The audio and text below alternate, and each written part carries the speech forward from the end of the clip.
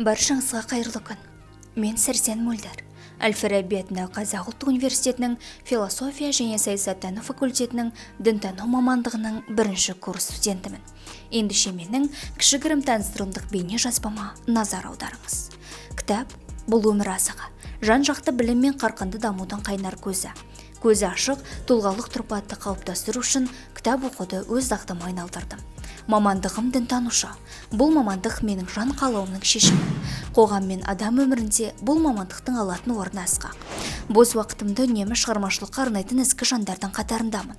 Әсіресе қаламнан сия төгіле жыр жазатын сәт ерекше шабытқа толы. Видеоларға көркем бейнеде түсуге бала кезден әуеспін. Кей кездері философиялық ой толғауларды да қағаз беттері мен ғаламтор желісіне жариялап тұрамын. Шығармашыл адамның өз сүйікті ақыны болуы хақ. Менің жаныма жайлылық сыйлайтын Мұқағали ақынның құпталы сөздері.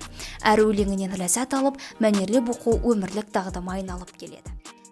Өткен тарих пен шешілмеген құпияларды зерттеу жұмыстары қызығушылығымның басты деңгейі. Ал театр бұл менің рухани демалысым, шабытымның шурқасатын жері. Зардылық бар, тұлғалар берді, туғаннан кейін.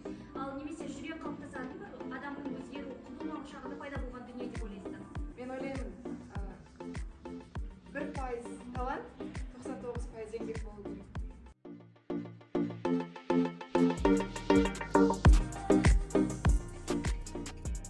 Кетеміз пендеміз. Ұрпақтарға береміз де кезекті. Біз кетеміз.